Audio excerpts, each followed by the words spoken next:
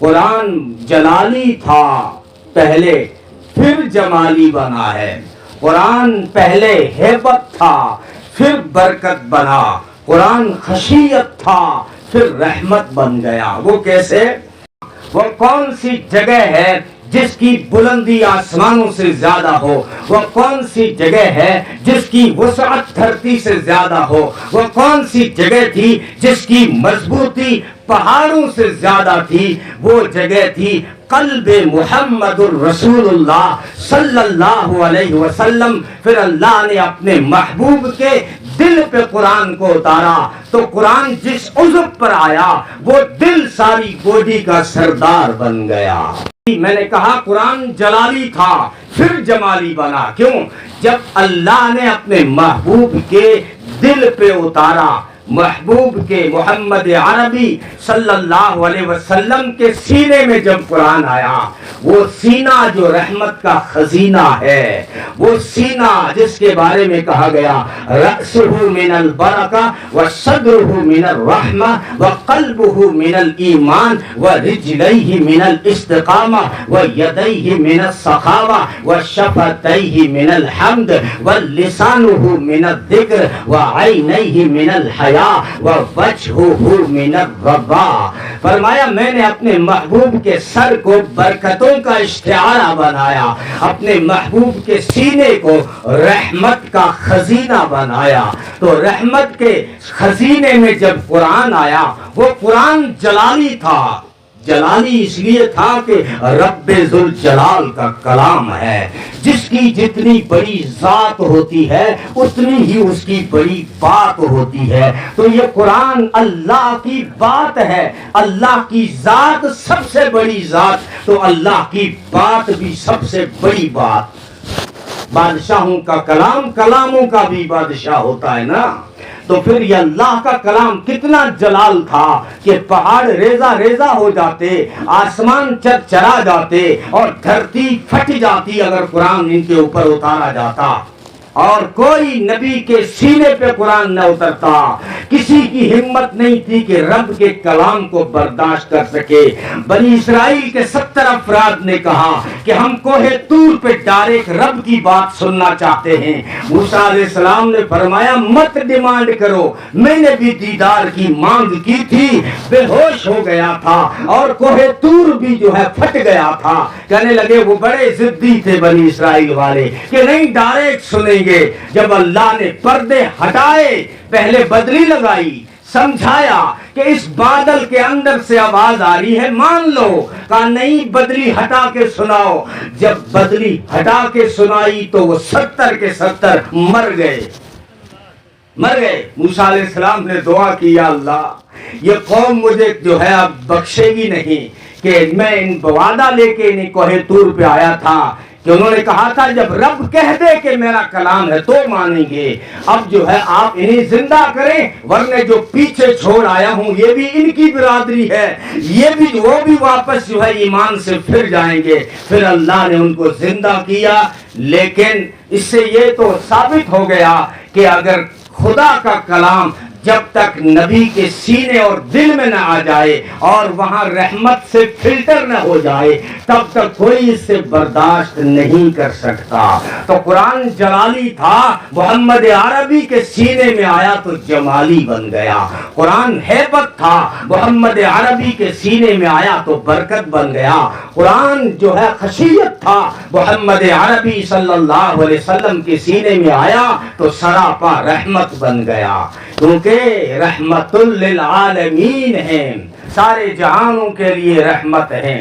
تو دوستو قرآن اتنی عظیم کتاب ہے کہ جو اس سے رشتہ جوڑتا ہے وہ بھی عظیم بن جاتا ہے۔ اور قرآن پڑھنے والوں کے اتنے فضائل بیان کیے محمد عربی صلی اللہ علیہ وسلم۔ ان بچوں کو، ان علماء کرام کو معمولی نہ گردانے۔ میں کہا کرتا ہوں یہ خود خدا کی ذمہ داری نبھا رہے ہیں اور محمد عربی صلی اللہ علیہ وسلم کی آرزو پوری کر رہے ہیں۔ وہ کیسے؟ اللہ نے فرمایا اِنَّا نَحْنُ نَزَّلْنَا الذِّكْرَ وَإِنَّا لَهُ لَحَافِظُونَ۔ اس قرآن کو اتارنے والے بھی ہم ہیں، اس کی حفاظت کرنے والے بھی ہم ہیں۔ اب اللہ نے حفاظت کی ذمہ داری تو لے لی، لیکن ذمہ داری قرآن کی حفاظت کی کیسے کرائی؟ کیونکہ دنیا دار الاسباب ہے، اللہ نے ان علماء کرام سے، ان طلباء سے اپنی ذمہ داری کو پورا کرایا ہے۔ یہ قرآن کی حفاظت کر رہے ہیں اور نشر و اشاعت کر رہے ہیں۔ اور محمد عربی صلی اللہ علیہ وسلم کی آرزو کیسے پوری ہوئی؟ محمد عربی صلی اللہ علیہ وسلم پر جب وحی اترتی تھی تو دھیرے سے لب ہلاتے تھے، زبان مبارک کو حرکت دیتے تھے تاکہ جو آیت اتری ہے اس کو یاد کر لوں اور پھر صحابہ تک پہنچاؤں اور صحابہ اس کی تلاوت کریں اور پھر صحابہ آگے لوگوں کو پہنچائیں، لوگ بھی اس کی تلاوت کریں۔ یہ نبی کی آرزو تھی، لیکن جب دھیرے سے ہونٹ ہلائے تو اللہ نے اپنے محبوب کو منع کر دیا، فرمایا لا تحرک بہ لسانک لتعجل بہ ان علینا جمعہ وقرآنہ۔ میرے محبوب آپ اپنی زبان کو حرکت نہ دیں، آپ اپنی جو ہے ہونٹوں کو حرکت نہ دیں، ہم جو ہے اس قرآن کو جمع کر کے بھی دکھائیں گے، اس قرآن کو پڑھوا کے بھی دکھائیں گے، وَإِنَّ عَلَيْنَا بَيَانًا، اور اس کی تفسیریں بیان کر کے بھی ہم دکھائیں گے۔ یہ ہماری ذمہ داری ہے، رب نے ذمہ داری لی، لیکن پھر اس قرآن کو پڑھنے اور پڑھانے کی ذمہ داری علماء کرام سے یہ کام لیا، ان طلبہ سے یہ کام لیا۔ اور محمد عربی کی جو آرزو تھی کہ لوگ قرآن کو جو ہے یاد کریں اور اس کی تلاوت کریں، یہ آرزو بھی علماء کرام نے پوری کی، ان طلباء کرام نے پوری کی۔ تو قرآن کی یہ عظمت ہے، بچہ جب قرآن کو سیکھنے کے لیے اپنے گھر سے چلتا ہے، صرف ایک قدم اٹھاتا ہے، ایک قدم اٹھانے پہ اللہ جنت میں پورا شہر سجا دیتے ہیں۔ ان فی الجنت نہرا اسمہ ریان علیہ مدینۃ من مرجان لہ 70,000 باب من ذہب وفضہ لحامل القرآن، کہ جنت میں ایک نہر ہے جس کا نام ہے ریان، اس کے کنارے ایک شہر ہے جس کا نام ہے مرجان، اس مرجان شہر میں 70,000 سونے اور چاندی کے گھر ہیں، ہر گھر میں 70,000 کمرے ہیں، ہر کمرے میں 70,000 دروازے ہیں، ہر دروازے سے 70,000 فرشتے داخل ہوں گے، ہر فرشتے کے ہاتھ میں گفٹ ہوگا، ہدیہ ہوگا۔ لو یہ گفٹ اللہ نے بھیجا ہے، کس کو ملے گا؟ لحامل قرآن، قرآن پڑھنے پڑھانے والوں کو ملے گا۔ یہ قرآن کے فضائل ہیں۔ بچہ جب اپنے گھر سے قرآن کو سیکھنے کے لیے جب ایک قدم اٹھاتا ہے اور پھر آ کے ایک حرف سیکھتا ہے، ایک حرف سیکھنے کے بدلے میں پوری 1 سال کی عبادت کا ثواب لکھا جاتا ہے۔ بچہ دھرتی کے جس حصے پہ قدم، بیٹا پاؤں سیدھا کر، میں کہا کرتا ہوں تیرے پاؤں کے نیچے صرف دری نہیں، فرشتوں کے پر بھی ہیں۔ عزت کے لیے ان کے قدموں کے نیچے فرشتے اپنے پر بچھاتے ہیں، اور پھر جس دھرتی پہ یہ بچے قدم رکھتے ہیں وہ دھرتی ان کے لیے مغفرت کی دعا کرتی ہے، اور پھر اللہ تعالی نازلہ پڑھنے والے بچوں کے ماں باپ کے سارے گناہوں کو معاف کر دیتا ہے۔ بچہ جب دھرتی پہ چلتا ہے تو فرشتے گواہ بن کے کہتے ہیں لوگوں، کسی کو جہنم سے آزاد لوگوں کو دیکھنا ہو تو ان طالب علم کو، ان طلباء کرام کو دیکھ لو۔ اور ماں باپ کو بھی عزت سے نوازا جاتا ہے۔ اگر کسی کا بچہ حافظ بن جائے تو ماں باپ کو عزت کا جوڑا ایسا پہنایا جائے گا کہ ساری کائنات مل جائے تو اس کی قیمت نہیں چکا سکتی، اور جو ہے ان کو بھی تاج سے نوازا جائے گا۔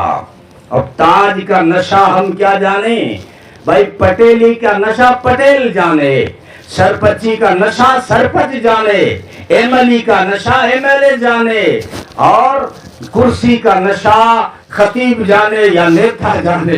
ہاں، لیکن جو بادشاہ ہوتے ہیں انہیں پتا ہے کہ تاج کا نشہ کیا ہوتا ہے۔ اسی لیے تو بڑی عمر میں اورنگزیب عالمگیر نے قرآن کو حفظ کیا، قرآن کو حفظ کیا. جب ان کے باپ نے کہا کہ میرے پوتے نے قرآن حفظ کیا ہے, مجھے تو خوشی اس وقت ہوتی جب میرا بیٹا قرآن کا حافظ ہوتا, کیونکہ تاکہ مجھے بھی قیامت کے میدان میں تاج پہنایا جاتا.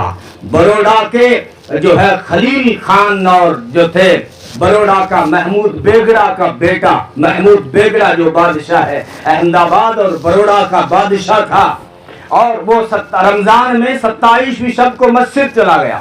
مسجد میں وہاں پہ ایک عالم بیان کر رہے تھے کہ جس کا بچہ قرآن کا حافظ بنے گا اس کے ماں باپ کو قیامت کے دن تاج پہنایا جائے گا. تو تاج کا نشاط بادشاہ جانتا ہے. تو محمود بیگڑا بیٹا ہوا تھا, اس نے یہ بیان سنا, اس کی آنکھیں برس پڑی, آنسو بہنے لگے. بیٹے نے دیکھا جو بروڑا کی گدی پہ تھا, کہا ابا جان کیا دکھ پہنچا آپ کو, آنسو کیوں بہ رہے ہیں؟ کہنے لگا دکھ اس لیے ہے کہ یہ دنیا کو جو تاج ہے یہ تو اتر جائے گا. شاہ جہاں کی جب تاج پوشی ہو رہی تھی تو کسی وزیر نے کہا بادشاہ سلامت اتنی بغلیں چوری کرنے کی ضرورت نہیں ہے, یہ تاج ایک دن اتارا جائے گا, لوگ نہیں اتاریں گے تو موت اتار دے گی. یہ پڑوسی کہتا تھا نا وردی نہیں اتاروں گا. قوم نے کہا کہ تو سرحد کا سپاہی ہے, تو وردی اتار. کہنے لگا نہیں, نہ گدی چھوڑوں گا نہ وردی چھوڑوں گا.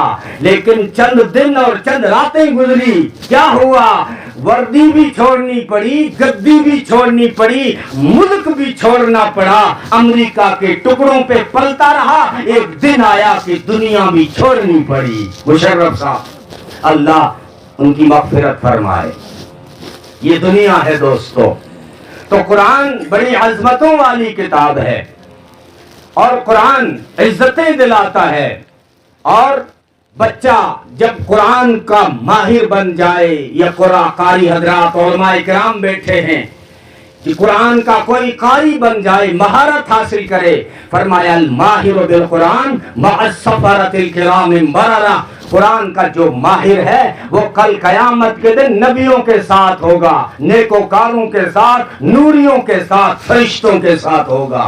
اور اگر کوئی قرآن کا حافظ بن جائے, مولانا بھی سنا رہے تھے حدیث, اکیلا جنت میں نہیں جاتا, حافظ قرآن 10 ایسے افراد کو جنت میں لے کے جاتا ہے جن کے اوپر جہنم واجب ہو چکی ہوتی ہے.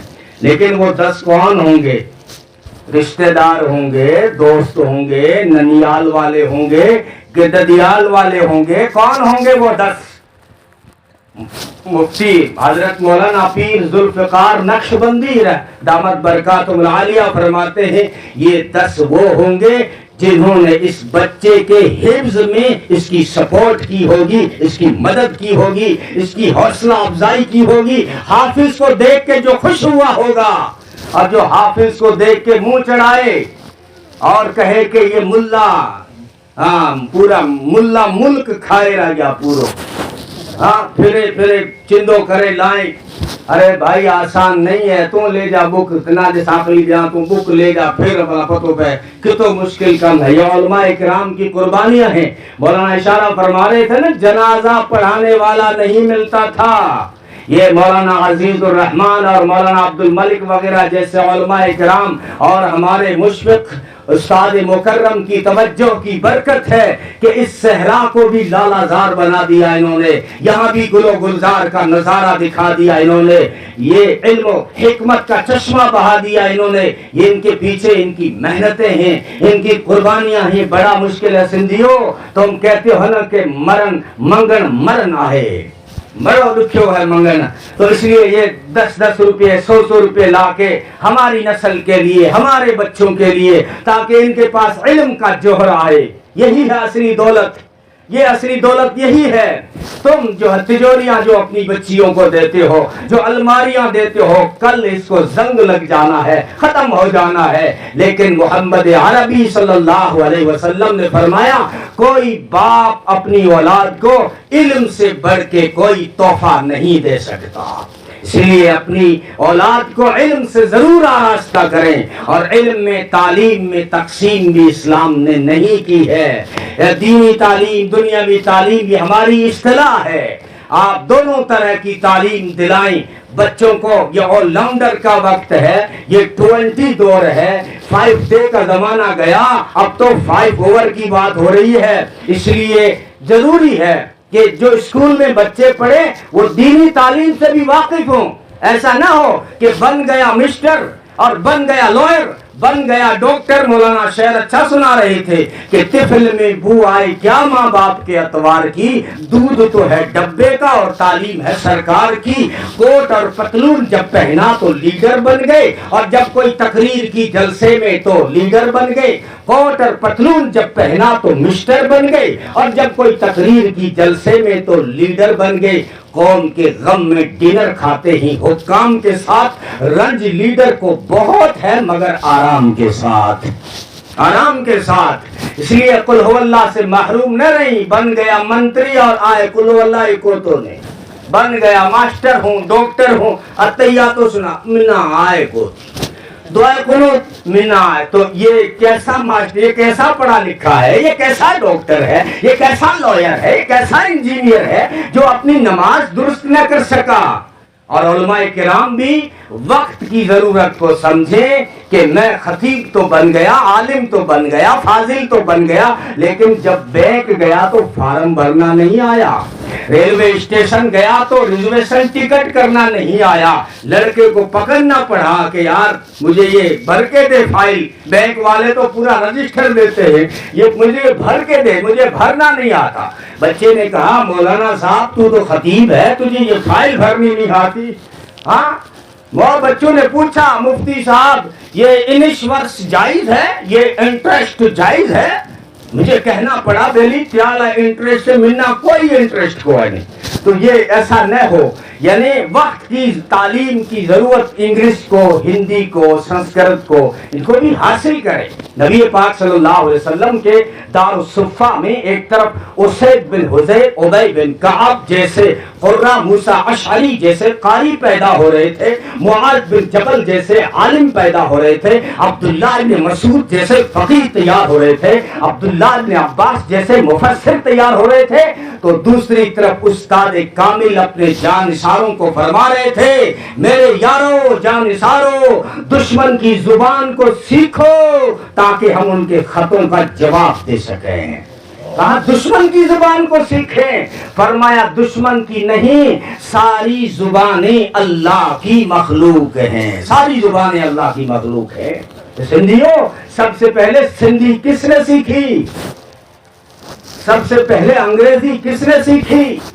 سب سے پہلے ڈھاٹکی کس نے سیکھی؟ سب سے پہلے مارواڑی کس نے سیکھی؟ سب سے پہلے سنسکرت کس نے سیکھی؟ کمزور آدمی ہوں لیکن حوالہ مضبوط دے رہا ہوں.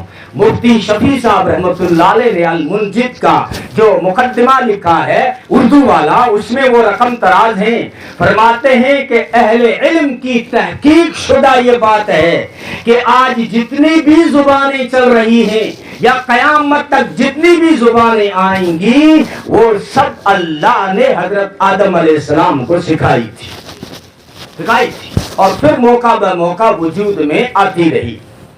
اس لیے نبی نے فرمایا ساری زبانیں اللہ کی مخلوق ہے. اور پھر کیا انقلاب آیا کہ حضرت زید بن ثابت نے 15 دن میں عبرانی سیکھی, 17 دن میں سریانی سیکھی, اور جو حضرت عبداللہ بن زبیر نے 100 زبانیں سیکھ ڈالی, اس میں سندھی بھی تھی. اور الفارابی کے بارے میں آپ جانتے ہیں کہ وہ 70 زبانیں بول لیتا تھا, ہمارا مسلمان تھا. تو خیر میں کسی اور طرف نہ جاؤں, دوسرے حکم کی طرف آ کے 5-10 منٹ بات ختم کروں گا انشاءاللہ. بچوں نے بھی اچھا میسج اور پیغام دیا, ضروری نہیں کہ مولوی ہی آپ کو ساری باتیں بتائے. بچوں نے بہت شاندار میسج دیا, خاص کر توحید کا وہ میسج دے رہے تھے, اگر آپ نے غور سے سنا ہو.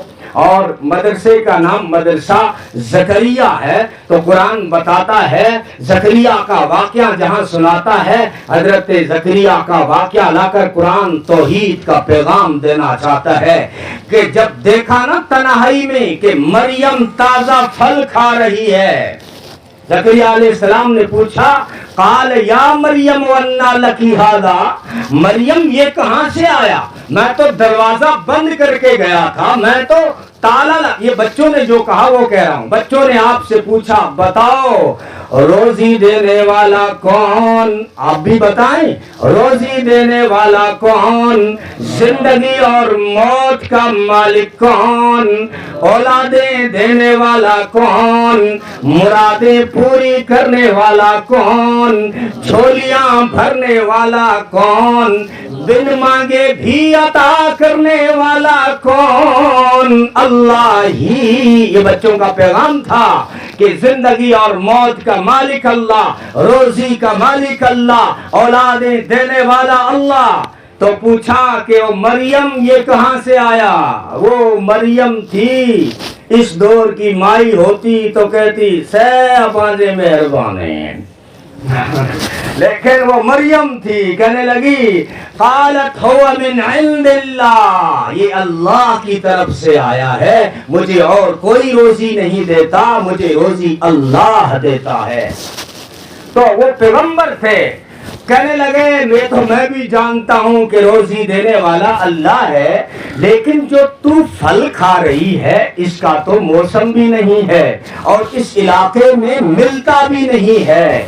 مریم کا جواب سنو، کہنے لگی جو ہے جب وہ دینے پہ آتا ہے تو موسم بھی نہیں دیکھتا اور حساب بھی نہیں کرتا. ان اللہ یرزق من یشاء بغیر حساب، حساب بھی نہیں کرتا. اب حضرت زکریا کی عمر ہے 120 سال اور ان کے اولاد نہیں تھی، لیکن جب انہوں نے دیکھا کہ بغیر موسم کے وہ مریم کو پھل دے رہا ہے تو مجھے بغیر موسم کے پھل اولاد کیوں نہیں دے گا؟ ہنالک دعا زکریا ربا، زکریا نام رکھا ہے نا، انشاءاللہ اسی نام کی برکت سے اس علاقے میں شرک و کفر کے جنازے اٹھ جائیں گے انشاءاللہ. ہنالک دعا زکریا ربا، اسی وقت زکریا نے پکارا اپنے رب کو. کس کو پکارا؟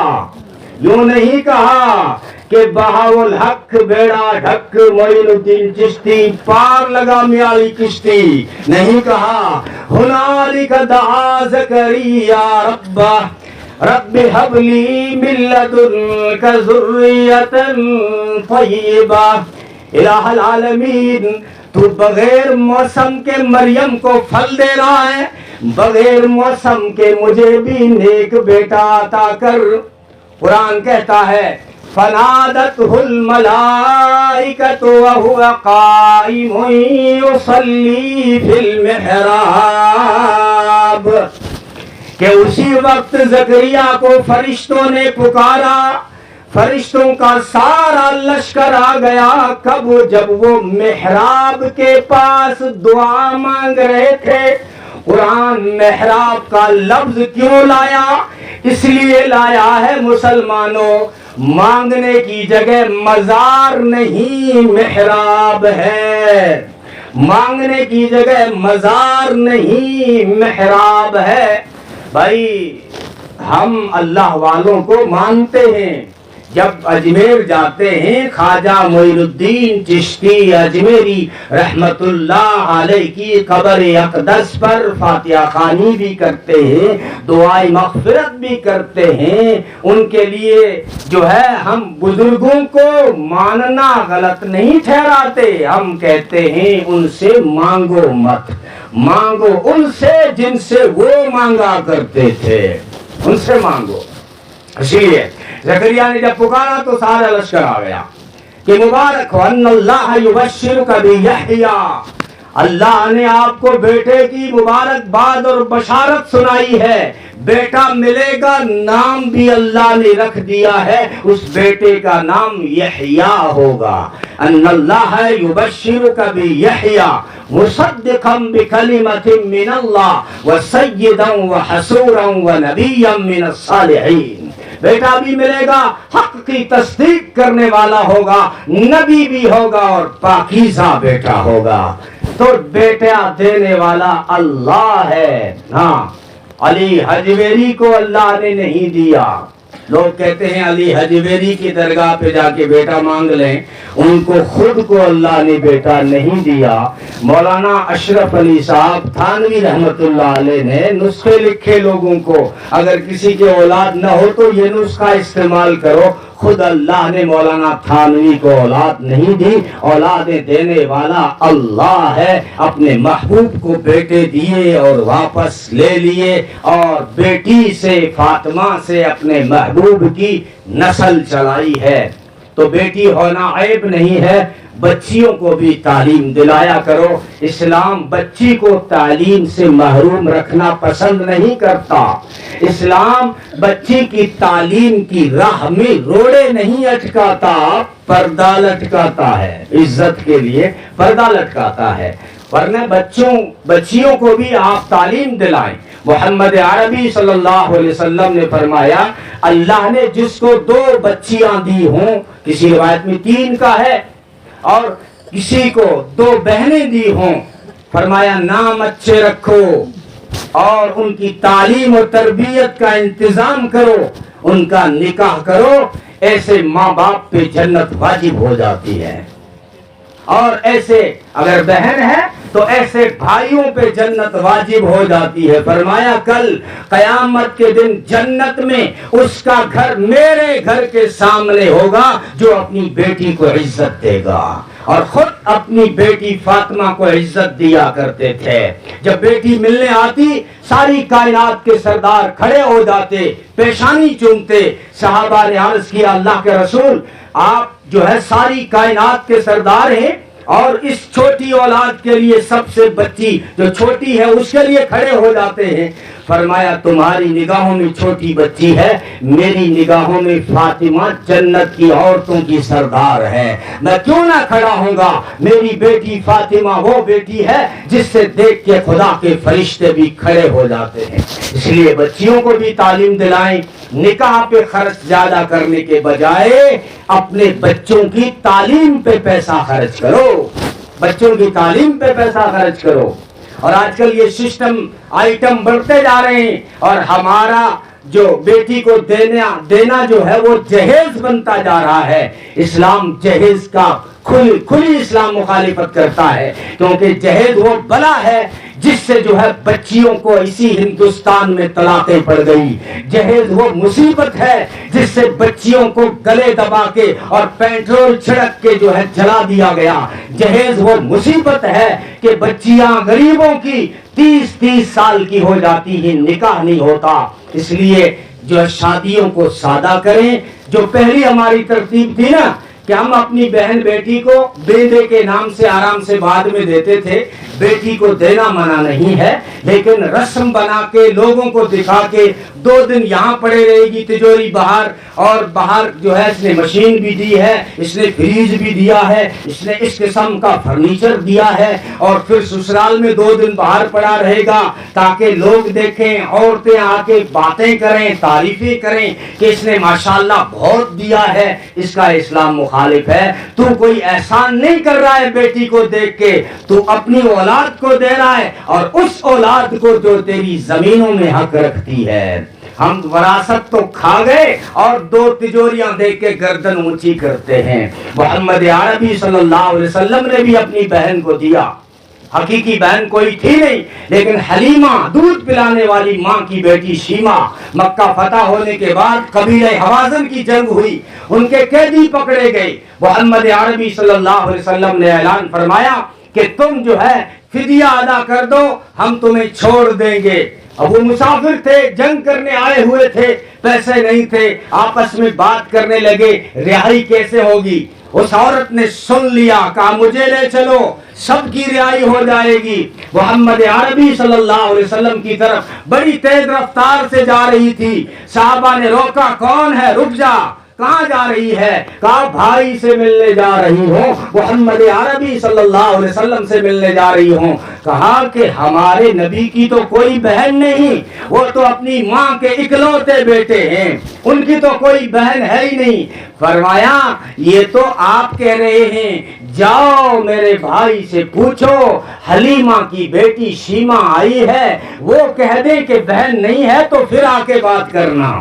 جب نبی پاک صلی اللہ علیہ وسلم کو پتا چلا کہ میری بہن آ رہی ہے، اتنی تیز رفتاری سے اٹھے کہ کندھوں سے چادر گر گئی، آگے بڑھ گئے، فرمایا بلال جی آمینہ کے لال، فرمایا وہ چادر لاؤ، کیا کریں گے؟ فرمایا میری بہن آ رہی ہے، اس کے قدموں میں بچھاؤں گا۔ اپنی بہن کو چادر پہ بٹھایا، مشروب پلایا، نبیذ تمر پلایا اور فرمایا بہن کیا لے کے آئی ہو، کیا خبر ہے، کیا حال ہے، کیا بات لائی ہو؟ عرض کرنے لگی اللہ کے نبی میرا پریوار پکڑا گیا، میری سہیلیاں پکڑی گئی، میرے رشتہ دار پکڑے گئے، آپ بہن کا لحاظ کرتے ہوئے سب کو رہائی دے دیں۔ فرمایا بہن تیری وجہ سے آج میں محمد 300 گھرانوں کو آزاد کرتا ہوں۔ اور فرمایا بہن اگر یہاں رہنا چاہتی ہو تو رہ لو، عزت وہ دوں گا کہ دنیا کا کوئی بھائی نہ دے سکے گا، اور اگر جانا چاہتی ہو تو جاؤ، طائف کی طرف اپنے قبیلے کی طرف چلی جاؤ، جاؤ گی تو بھائی عزت سے رخصت کرے گا۔ تو کہتا ہے نا کہ میں نے اپنی بہن کو الماریاں دی، سن نبی نے اپنی بہن کو سواریاں دی۔ تو کہتا ہے میں نے اپنی بہن کو جوڑے دیے، سن نبی نے اپنی بہن کو گھوڑے دیے۔ دینا منع نہیں بہن بیٹی کو، بس یہ رسم جہیز کی ختم کر کے کبھی بچی کو ضرورت پڑے تو اس کے اکاؤنٹ میں 10,000 ڈال دو، کبھی کسی چیز کی ضرورت پڑے تو وہ چیز ساری دکان سے ڈائریکٹ اس کے گھر پہنچا دو چپکے سے۔ دینے کا طریقہ یہ ہے کہ اس ہاتھ سے دو تو اس ہاتھ کو بھی پتہ نہ چلے۔ وقت زیادہ ہو گیا، سیرت رہ گئی، حضرت اسی پہ دعا ہو جائے، اللہ تعالیٰ عمل کی توفیق عطا فرمائے۔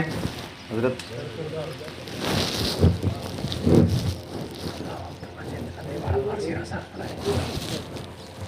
آپ بس 5 منٹ آپ کا اور لوں گا، حضرت کا حکم ہے، ورنہ وقت ہو چکا ہے۔ ویسے آپ ناشتہ کر کے بیٹھیں یہ بھی مجھے پتا ہے۔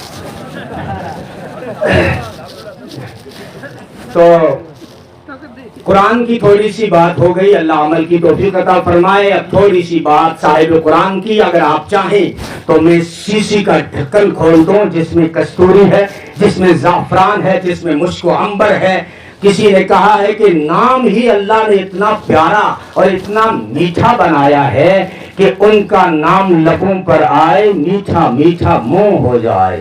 محمد کہہ کے تو دیکھو ذرا، دونوں ہونٹ آپس میں مل کے بوسہ لیتے ہیں۔ یہ ایک شاعر ہیں، زندہ ہیں اور مزاحیہ شاعر ہیں، انور مسعود انور ان کا پڑوسی ہے، بڑے مزاحیہ شاعر ہیں، لیکن جب سیرت پہ قلم اٹھایا تو کمال کر دیا۔ کہتا ہے ان کا نام لبوں پر آئے، میٹھا میٹھا منہ ہو جائے، ان کے بول بہاروں جیسے اور اصحاب ستاروں جیسے، ان سا پیارا اور نہ کوئی، ان سے بچھڑ کے لکڑی روئی، ان سے بچھڑ کے لکڑی روئی۔ جب وہ سیر کو جایا کرتے بادل سر پہ سایہ کرتے۔ اتنا میٹھا ہے کہ گڈرا کے لڈو بھول جائیں آپ۔ محمد صلی اللہ علیہ وسلم اتنا خوبصورت، اتنا حسین اللہ نے بنایا۔ عطا اللہ شاہ بخاری فرمایا کرتے تھے بچوں کو مائیں تیار کرتی ہیں، بچوں کو مائیں سنوارتی ہیں، نبی کو خدا خود سنوارتا ہے۔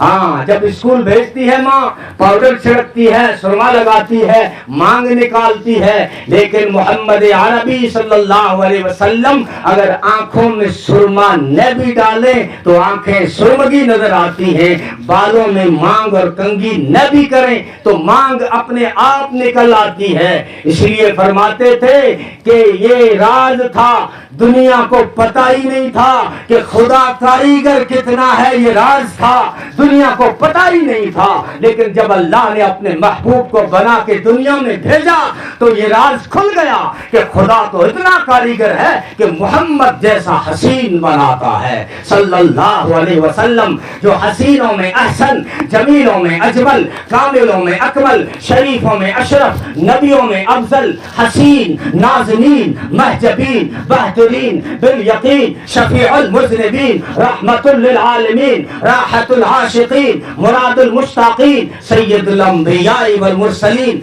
ساقی کوثر شافع محشر برتر بالا قدر قمر لیلۃ البدر سارے نبیوں کے سرور سارے نبیوں کے افسر رہبر و رہنما بدر الدجا شمس الضحیٰ خیر الورا احمد مصطفیٰ محمد مصطفیٰ صلی اللہ علیہ وسلم. دوستو جیسے جمعہ سارے دنوں سے اعلیٰ رمضان سارے مہینوں سے اعلیٰ شب قدر ساری راتوں سے اعلیٰ قرآن ساری کتابوں سے اعلیٰ جبریل سارے فرشتوں سے اعلیٰ عالم سارے عابدوں سے اعلیٰ گلاب سارے پھولوں سے اعلیٰ فرید سارے موتیوں سے اعلیٰ ایسے ہی میرا نبی سارے نبیوں سے اعلیٰ. وہ صبح ربی کی سحر کا اجالا وہ جس کو بہاروں نے صدیوں میں پالا وہ جسے حق نے آپ سانچے میں ڈھالا وہ جس نے ہم کو اندھیروں سے نکالا.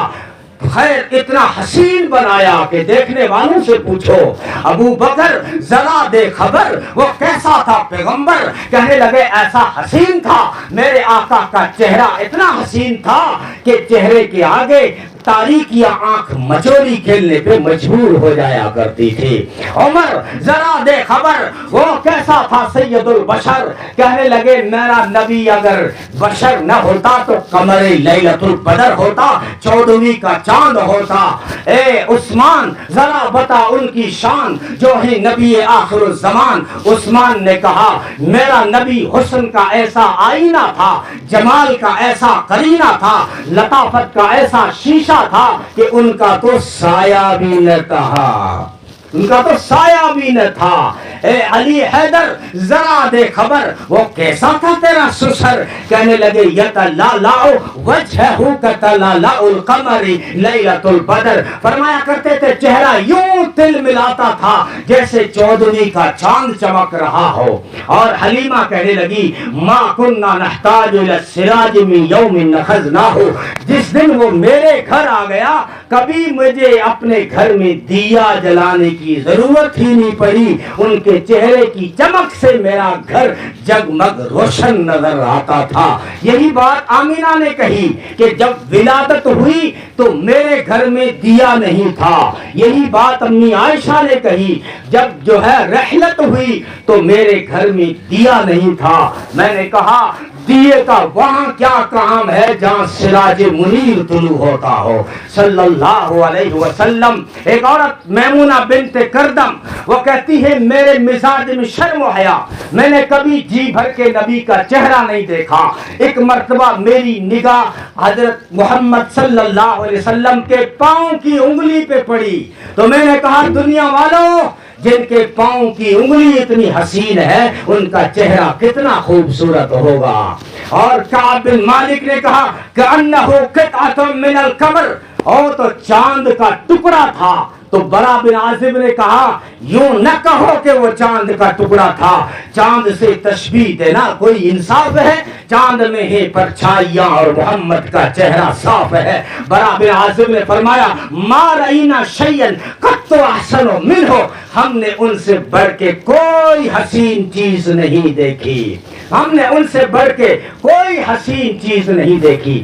ایسا حسین بنایا ہے دوستو جن کے پسینے میں اتنی خوشبو تھی تو ان کے سنتوں میں کتنی خوشبو ہوگی. ہاں مدینے کی عورتیں آتی تھی اور کہتی تھی اے ام سلیم جو تیرے پاس خوشبو ہے وہ ہمیں دو تاکہ ہم اپنی دلہنیا کو لگائیں اور یہ بھی بتاؤ کہ یہ خوشبو لاتی کہاں سے ہو. تو ام سلیم فرمایا کرتی تھی کہ دنیا کی کسی دکان میں یہ خوشبو نہیں ملے گی کیونکہ یہ خوشبو محمد عربی کے پسینے کی خوشبو ہے صلی اللہ علیہ وسلم. جن کے ہاتھ میں اتنی برکت تھی کہ ہجرت کے سفر میں ام معبد کے گھر ایک کمزور لاغر اور ضعیف ناتواں بکری کی پشت پہ ہاتھ رکھا.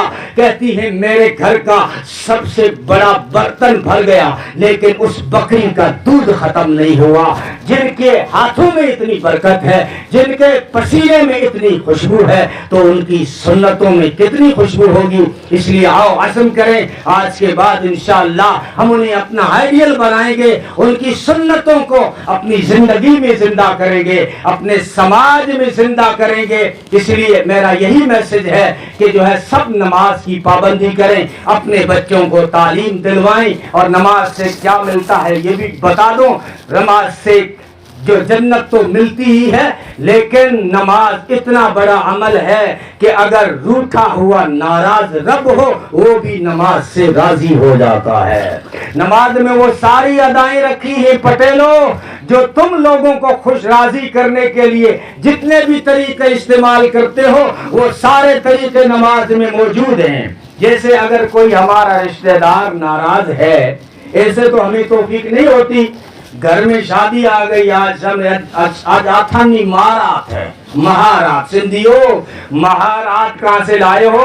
اسلام نے 2 خرچے رکھے نکاح کے موقع پہ, ایک مہر کا اور ایک ولیمے کا. ولیمے کو تو ہم مولوی بھی بھول گئے. مہارات, ہاں.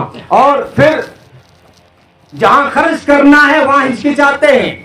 پوچھو, برات آئی آپ کو, پوچھو امام صاحب کو 500,000 روپے دو, ان کو بخار آ جاتا ہے براتیوں کو. میں نے ایک گاؤں میں ابھی دلائے 1,000 روپے امام صاحب کے بیچارے کے 5-6 ہزار دیے تھے, تو سب پیچھے پڑ گئے. مولوی تو نے یہ نئی ریت ڈالی, نئی رسم ڈالی, یہ کیا شروع کر دیا تو نے؟ میں نے کہا تم ابھی تک پدڑے رکھ رہے ہو, قاضیوں کی طرح گیہوں کے کٹے رکھ رہے ہو, یہ تمہیں رسم نظر آتی ہے؟ جو اللہ کے گھر مسجد میں خرچ ہو رہا ہے یہ تمہیں رسم نظر آتی ہے؟ اس لیے تم سمجھدار لوگ ہو. ہم امام کو صرف رمضان میں یاد کرتے ہیں یا صرف نکاح کے موقع پہ یاد کرتے ہیں. اس لیے ایسے موقع پہ جہاں ہم لاکھوں روپے خرچ کرتے ہیں, اگر ہم نے نکاح کے اوپر مسجد کے امام کو 500,000 روپے دے دیے تو کیا فرق پڑے گا؟ دیا کریں اور خوش ہو کے دیا کریں. اللہ تعالی ہم سب کو عمل کی توفیق عطا فرمائے اور علماء کرام کا ساتھ دیں. یہ ادارہ اس علاقے کا چراغ ہے, اور چراغ روشن اس وقت ہوگا اور یہ ادارہ کامیاب اس وقت ہوگا. یہ کیونکہ تحریک ہے ادارہ, ایک مشن ہے. مشن 1-2 آدمیوں سے نہیں چلتا. یہاں جتنی بھی مسلمانوں کی آبادیاں ہیں وہ سب اس مدرسے کا ساتھ دیں, مولانا عزیز الرحمان کا ساتھ دیں. یہ علماء کرام ہمارے محسن ہیں, محسن ہیں, لیکن بتانے سندھیوں کو کیا ہو گیا ہے, مولوی کے تو پیچھے پڑ گئے ہیں. بتانے جھوٹا شاہ عبداللطیف بھٹائی کا حوالہ دیتے ہیں کہ مولوی بھٹائی پٹے رہا ہے, حالانکہ وہ اللہ کے ولی تھے, خود عالم تھے, پیر تھے, اللہ کے ولی تھے. انہوں نے کبھی بد دعا کسی جانور کو نہیں دی, وہ علماء کرام کو کیسے بد دعا دے سکتے ہیں؟ یہ ہمارے محسن ہیں. تو پیدا ہوا اذان دی مولوی نے, تیرا نکاح ہوا تیرے بچے کو اور تجھے کلمہ سکھایا مولوی نے, اور تیرا نکاح پڑھائے مولوی, اور تیرا جنازہ پڑھائے مولوی, نماز پڑھائے مولوی, جمعہ پڑھائے مولوی, نکاح پڑھائے مولوی, عید پڑھائے مولوی, اور پھر بھی پکے تو ہائے ہائے مولوی. یہ کوئی سمجھ میں آنے والی بات ہے یار؟ یہ ہمارے محسن ہیں, ان کا اکرام کریں, احترام کریں. اپنے بچوں کو جو ہے دونوں طرح کی تعلیم دلائیں, نمازوں کی پابندی کریں. وہ ادا بتا دو نماز میں کیا ادا ہے. جیسے ہمارا اگر کوئی عزیز رشتہ دار ناراض ہے, اس کو منانے کا کیا طریقہ؟ اس کو منانے کا پہلا طریقہ تو یہ ہے, کیونکہ آپ بھی تو نہیں گئے تھے جناب, اس کے پروگرام میں آپ بھی نہیں گئے تھے. بعض لوگ یہ ہوتے ہیں کہ بیجارو بھت بھلا بگڑے رو ماں جے کل لے آئیں. اچھا تم زیادہ شانو ہے, تم زیادہ سمجھدار, ہاں تو ہم بھی نہیں گئے تھے, اب وہ کیسے آئے گا؟ لیکن اگر سندھی چاہیں نا کہ ہمیں منانا ہے تو منا کے چھوڑتے ہیں, لا کے چھوڑتے ہیں. طریقے کیا ہیں؟ طریقے وہ ہیں جو نماز میں اللہ نے رکھے ہیں. سب سے پہلا طریقہ تو یہ ہے کہ فون سے کام نہیں چلے گا, کیکو پتری سے کام نہیں چلے گا. اگر لانا ہے تو چل کے اس کے گھر چلے جاؤ. اب چھوٹی موٹی ناراضگی ہوگی, وہ کہے گا میری کاکو بھائی گھرے روایو میں چھڈو ہلا. یہ ہے نا نماز کی یہی ادا ہے. بندہ گنہگار نماز نہیں پڑھتا تو اللہ ناراض رہتا ہے, لیکن بندہ وضو کر کے جب مسجد آتا ہے, اللہ فرماتے ہیں فرشتوں اس سے میں ناراض تھا, لیکن جب چل کے میرے گھر آ گیا, چھوڑو میں نے اس سے معاف کر دیا. اگر آپ کا کوئی رشتہ دار ہے اور زیادہ ناراض ہے, آپ گھر گئے پھر بھی نہیں مانتا وہ, تو دوسرا طریقہ سندھی کیا کرتے ہیں، بیلی مارو اتا جوڑے ہوں اتا جوڑا حل، ہے نا؟ تو ہاتھ جوڑو، ذرا تھوڑے غلطی کا اقرار کرو تو پھر وہ مان جاتا ہے۔ یہ ادا نماز کی ہے۔ بندہ نماز میں صرف نیت باندھتا ہے، اللہ اکبر۔ اللہ فرماتے ہیں فرشتوں میں اس سے ناراض تھا، لیکن جب اس بندے نے میرے سامنے ہاتھ ہی جوڑ دیے تو میں نے اس سے معاف کر دیا۔ اچھا، اگر ہمارا عزیز رشتہ دار بہت زیادہ ناراض ہے، ہم اس کے گھر گئے نہیں مانتا، ہاتھ جوڑے پھر بھی نہیں مانتا، اب کیا کرو، تھوڑی عاجزی دکھاؤ اور ذرا نرم ہو جاؤ، ساری ماں جی غلطی ہے، کندھ پکڑا دن تھر حل، آپ کندھے تھوڑے جھکاؤ۔ یہ ادا نماز کی ہے۔ بندہ جب نماز میں رکوع میں جاتا ہے، اللہ فرماتے ہیں کہ میں سخت ناراض تھا اس سے، لیکن میرے بندے نے جب کندھے ہی جھکا دیے تو میں نے اس سے معاف کر دیا۔ اچھا، آخری بات، ہمارا رشتہ دار عزیز اتنا سالوں کا ناراض ہے کہ ہم نے فون کیے کہ کو پتری بھیجی، گھر گئے اور وہاں پہ ہاتھ جوڑے، کندھے جھکائے، پھر بھی نہیں مانتا۔ اب سندھیوں کے پاس آخری ہتھیار ہے، وہ ہتھیار ہم نے تو چھوڑ رکھا ہے، لیکن دیکھو وہ ہتھیار موجود ہے، یہ جو پگڑی ہے نا بڑا کام کرتی ہے، سنت ہے۔ تو خیر، اب کیا ہوگا، اب آخری ہتھیار یہ ہے کہ اگر کوئی بالکل نہیں مانتا تو گاؤں کے وڈیرے کو، پٹیل صاحب کو لے جاؤ، بڑے آدمی کو، وہ پہلے تو کہے گا چل چھوڑ دے، میں چل کے آگے یہی بہت ہے، لیکن اگر میں نہیں جاؤں گا، میرے بھی نہیں آیا تھا۔ تو اب آخری ہتھیار کیا ہے کہ وہ پٹیل کیا کرتا ہے، اپنی پگڑی اتارتا ہے، جو سر کا تاج ہے وہ اس کے قدموں میں ڈالتا ہے۔ اب اس سے آنا ہی پڑے گا، اگر نہیں آیا تو سارا سماج اس سے تانا دے گا، یار تو بڑو گارو پٹیل آدمی حاجی تاج پگا میں پگڑی نہ کھیل ہے، تو اتنی کتنی بڑی بلا ہے کہ ہمیں کو تو آئے ہیں۔ اب اس سے آنا ہی پڑے گا، اگر نہیں آیا تو جس کا بیاہ ہو رہا ہے اس سے کوئی علماء نہیں دے گا، کوئی تانا نہیں دے گا، سب اس کو کوسیں گے، یار تو حاجی صاحب نے اپنے سر کا تاج تیرے قدموں میں ڈال دیا، پھر بھی تو نہیں آ رہا۔ یہ بھی نماز کی ادا ہے۔ پوچھو علماء کرام سے، بندہ جب نماز میں سر سجدے میں رکھتا ہے، ہماری نگاہوں میں وہ سر چٹائی پہ ہے، مصلے پہ ہے، پوچھو علماء اکرام سے، حدیث موجود ہے کہ بندہ جب سر سجدے میں رکھتا ہے تو اس کا سر صرف مصلے پہ نہیں ہوتا، اس کا سر صرف چٹائی پہ نہیں ہوتا، حدیث کہتی ہے کہ اس کا سر رحمان کے قدموں میں ہوتا ہے، اور سر انسان کا تاج ہے، اور جب یہ سر سجدے میں جاتا ہے رب العالمین فرماتے ہیں فرشتوں میں اس سے سخت ناراض تھا، لیکن جب اس نے اپنا تاج ہی میرے قدموں میں ڈال دیا تو میں نے اس کے سارے گناہ معاف کر دیے۔ یہ نماز ہے، پڑھو گے؟ حضرت عیسیٰ علیہ السلام سمندر کے کنارے بیٹھے ہیں، ایک بگلا جو ہے وہ کیچڑ میں لت پت ہو رہا تھا، تاریخی روایت ہے لیکن خطیب بیان نہیں کرے گا تو اور کھول کرے، تو وہ کیچڑ میں لت پت ہو رہا تھا، اور پھر پورا جب گندا ہو گیا تو جا کے تالاب میں نہایا، صاف شفاف ہوا اور بالکل صاف ہو گیا، بگلا اس کی مثال دی جاتی ہے، صاف ہو گیا تو پھر آگے کیچڑ میں لت پت ہو گیا، پورا گندا ہو گیا، جب پورا گندا ہو گیا تو پھر جو ہے جا کے نہایا اور صاف ہو گیا۔ حضرت عیسیٰ علیہ السلام کو سمجھ میں نہیں آیا یہ کیا ماجرا ہے، اتنے اہتمام سے نہاتا ہے اور پھر جا کے کیچڑ میں لت پت ہوتا ہے، تو جبریل اترا، فرشتوں کا سردار، کہا اے عیسیٰ اللہ کے پیغمبر، اس بگلے نے 5 مرتبہ یہ جو عمل کیا ہے نا، اللہ اس بگلے کے ذریعے سے اپنے محبوب محمد عربی صلی اللہ علیہ وسلم کی امت کو ملنے والی 5 نماز سمجھائی ہے کہ بندہ جب گناہوں کے کیچڑ میں لت پت کتنا ہی ہو جائے لیکن جب یہ نماز میں آئے گا تو بگلے کی طرح صاف ہو جائے گا۔ اللہ تعالیٰ عمل کی توفیق عطا فرمائے۔